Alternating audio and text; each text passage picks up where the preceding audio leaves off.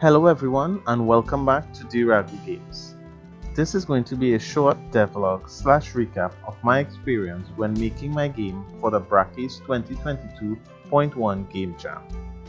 First, I would like to say a big thank you to all of you that played and rated my game. You gave me very valuable feedback on how I could improve my craft or just giving me encouragement and criticism. It was very well received. From the first time I saw a Brackeys Game Jam video back in 2019 on his channel, I was like, man, I really need to get good like these guys and be able to enter this jam. Well, it only took me 3 years, and I think I got to the point that I think I kinda made a playable demo that was fun. And this is just me hyped up on all of your support. I've divided this video into 3 parts. The intro, which I'm doing right now, the main game, and the boss. So if you just want to see the boss fight, you can skip to that part. I will have timestamps to each part in the description. First, a little bit about the game. So the theme of the game jam was "It is not real." I had so many ideas and did not know where to start. So I decided that I would get inspiration from you guys. That's right, I went back to the Brackeys channel and checked out that video again. I played through all of his picks for the best games for the jam. I believe the theme was Love is Blind. I made a quick study of the many ways in which this theme was interpreted, and then I began to put together my interpretation for It Is Not Real.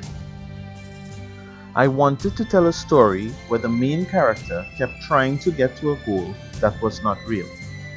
And since I'm learning to make 2D platformers at the moment, my game would have to be a 2D platformer / Metroidvania / puzzle game. Pretty ambitious, I know. And I also knew that I would have to keep my scope small, since I only had 7 days to get all this done. The name Falsia Speranza, and my pronunciation may be completely wrong by the way. I only did this research in about 15 minutes. Anyway, the name came from a Google search on 18th century slang that ended up at lingua franca. It was a trade language that was adopted as a common language between people whose native languages were different. I just put the words for false and hope together and came up with the name. Okay, so let's start the playthrough. I will speed up certain sections of the playthrough so that the video does not become too long. At the start of the game, the player can move left and right with the arrow keys and jump with the space key. As you move forward to get the gold, you fall through the ground and a start screen is displayed. When you click the start button, you are teleported to an area where you encounter the first puzzle. In this puzzle, you must reach the gold that seems to be floating in space. The statue asks that you find a sunflower and bring it back, which will reveal some platforms that will lead you to the gold. But be careful as you navigate the platforms to get to the gold, because you may end up on a fake platform. Remember, it is not real. Once you get to the gold, you are teleported again to the next area.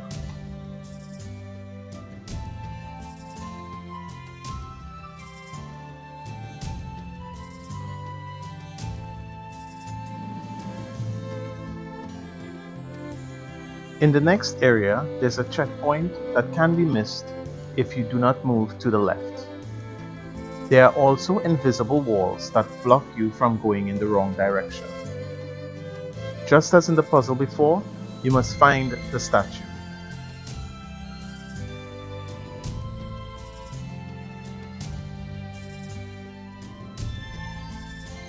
And at the same time, avoid those annoying target dummies that shoot arrows.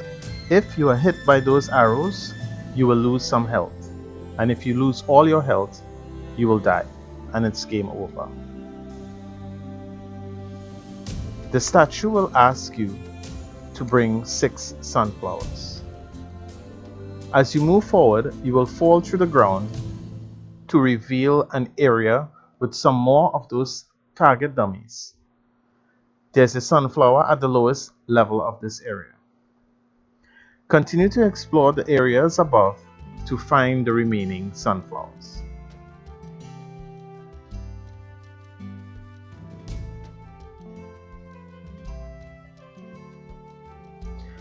You will find the last sunflower by jumping into the well. Now this is too easy, right? If you try to get that gold, you will be teleported out of the well and you must go back in. There are some invisible platforms that are just under two of the torches in the wall. Jump on these platforms to get to the sunflower, collect it, and make your way back to the statue.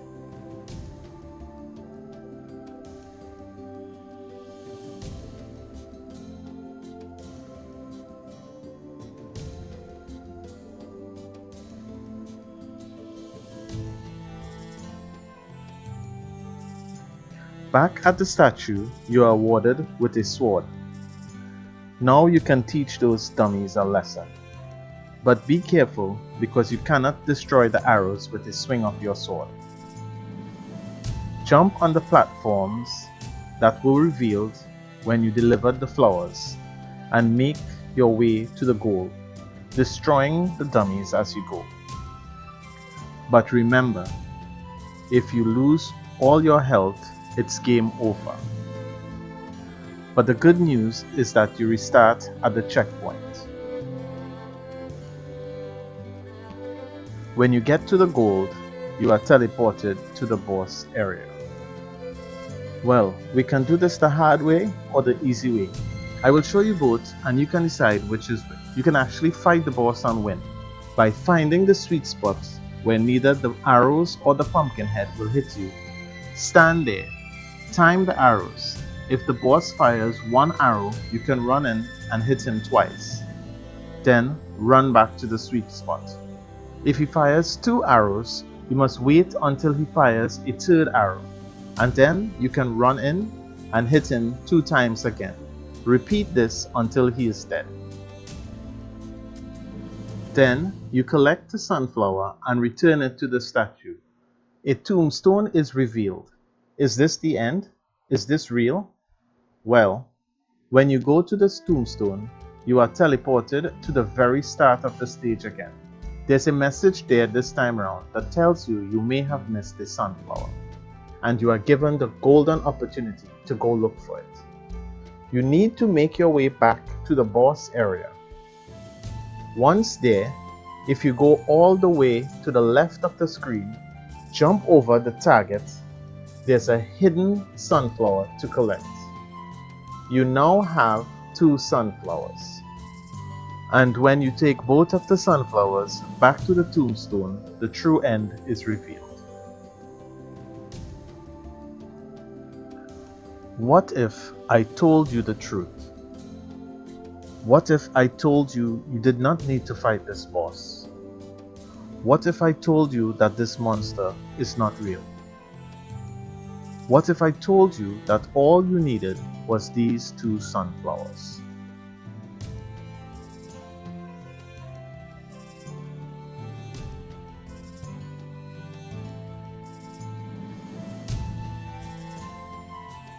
One sunflower to remove the thing that is not real, this greed and lust for gold, and the other to show you what is real, to give generously and free your soul. And so it ends, or does it begin? What is real lies within a fool and his gold as his story unfolds.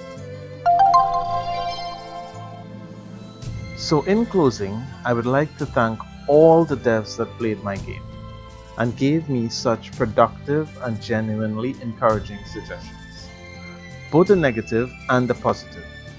And speaking of the positive, I would like to make a special shout out to GameJoy, who managed not only to get the good ending, but also the whole premise of my game. He also gave me some awesome suggestions, and I will most definitely recommend that you check out the game he entered, My Pal Bomblo, and his itch page. I have linked them both in the description. And now for the final verdict. I placed 549th. I really was not expecting this. And I mean this in a good way. I came into this wanting to learn from great game devs, and I must say, I certainly have learned a lot. The jam may be over, but I still have a lot to do. I am continuing to implement all your great suggestions, and I will have an updated release by the end of the month. With improved controls, better transitions between scenes, more levels and puzzles, and an epic boss battle. It would really mean a lot to me if you gave my game another playthrough once I'm done and let me know what you think. If you're watching this video and you did not join the jam, that does not mean you can't play. I will leave a link to my game and other great games in the description, and release a new trailer once I'm done with the updates. So don't forget to subscribe to my channel for future updates. Thanks to Brackeys and its awesome community for hosting another great game jam, and thank you so much for watching. This has been Brackeys.